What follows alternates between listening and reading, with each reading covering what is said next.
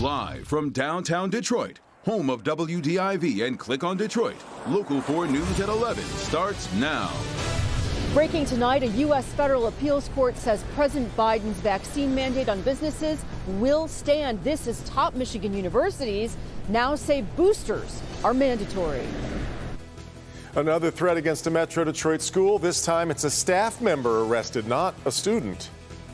But we begin with a wintry mix moving in overnight. Yeah, Paul, some folks are going to be getting snow. Some will see some freezing rain and sleet. I guess you'd rather have the snow if you're going to be driving on it, that's for sure. That is for sure, because that's not ice, but still, that can make things pretty tricky as well. So let's talk about Storm Tracker 4. And if you were watching earlier today on Local 4 News at 5 and 6, I explained to you how the air aloft is very dry, and a lot of this stuff initially was not even going to make it to the ground. So you're looking at this, you're saying, hey, wait a minute, it's already here.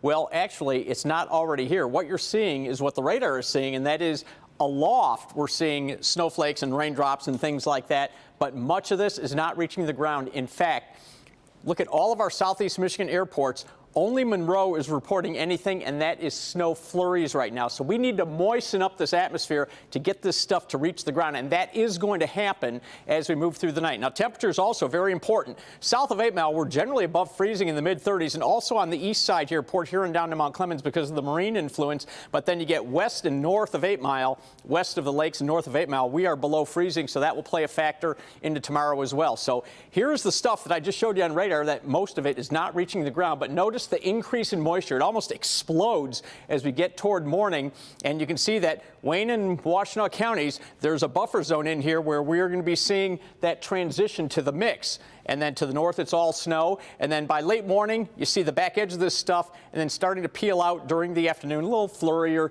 little freezing drizzle is possible.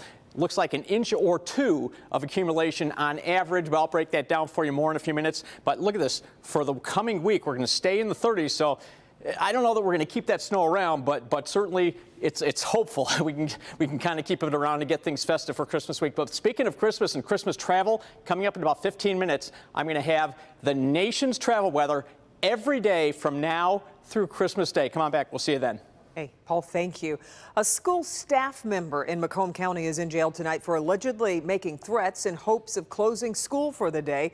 Happened at Jefferson Middle School in St. Clair Shores. School leaders say that employee wrote inappropriate handwritten notes, then left them around the school. Larry Sproul is live there tonight. Larry, superintendent released a letter to parents about this incident. Yeah, good evening, Kimberly. There was a dance here at the school earlier tonight, but many were not talking about the dance, but what happened inside the school here. Parents I talked to say they cannot believe that a staff member was in charge or behind those alleged threats. Shocked and disappointed. Is really the only way Jefferson Middle School parent Crystal Mikowski can describe what happened inside Jefferson Middle School in St. Clair Shores on Friday. It's just not fair that somebody would do something like that. That unfair act happened Friday when Jefferson administrators found multiple inappropriate handwritten notes that were left at 3 different teacher work areas. Superintendent Carl Paulson says one of the notes appeared to be an attempt at making a false threat in the hope of closing school. But it's who wrote those notes that have everyone, and I do mean everyone, shocked. Superintendent Paulson released a letter to parents saying this: I am extremely disappointed in this alleged behavior by a staff member and can reiterate for all families that the police nor administration viewed this situation as a safety concern because of the facts and timeline. A full and proper accounting of camera footage and due process was necessary prior to concluding the issue with the staff member today. Supposed to be someone that's supposed to help our children, and that it was whoever it was, but it was not a child, it was an adult. School leaders instantly called police and the staff member was arrested. We're thankful we have a great school administration and we've got great police force, so we're thankful for that for our community. And we were told that staff member is on administrative leave tonight. Both the school and police are both conducting their own investigations. We are live in St. Clair Shores tonight. Larry Sproul, Local 4. Okay, Larry, thanks. Michigan's latest COVID numbers have the state averaging more than 6,300 cases a day over the last 2 days.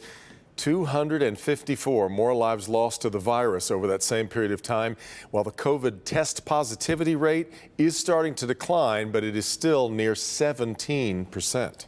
Meanwhile, the state health department says it has now identified the Omicron variant of the virus here in Metro Detroit. And cases are now confirmed in Wayne, Oakland, and Washtenaw counties. Tonight, universities across the state mandating boosters to try to combat the spread. Mara McDonald is at Wayne State. Mara, a federal appeals court just gave the green light to President Biden's COVID vaccine requirement for large employers.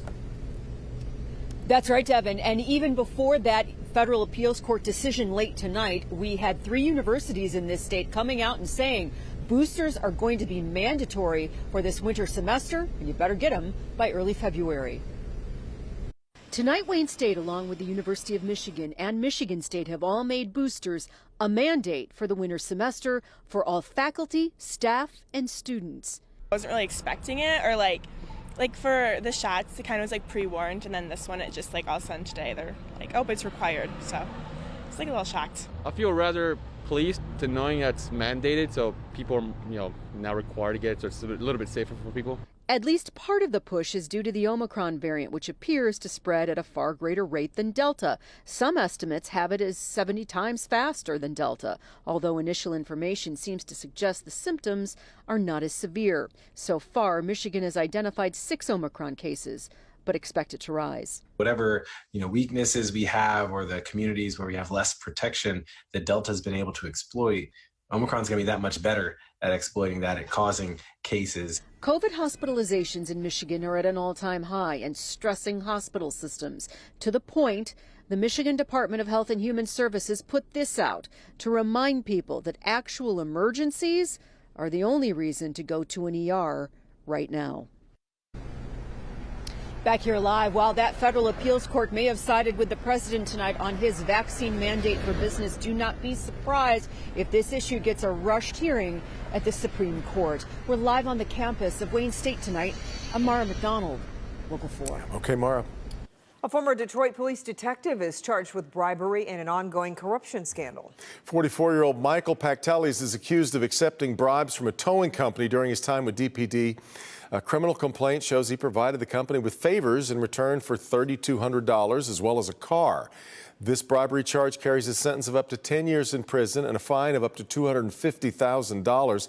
Former detective, now the 5th person charged in connection with Operation Northern Hook, which is looking at corruption in the city's towing operations. State Rep. Jewel Jones was back in court today for a hearing as he remains free on bond. A trial date is now set for the Democrat to face drunk driving charges and allegations he brought a handcuff key into jail. He recently turned down a plea deal, and a judge ruled his original April arrest was lawful. Jones remains under the supervision of an elder of his church, has a GPS and alcohol tether, and a 9 p.m. curfew. He tried to ease those restrictions today, but the judge refused.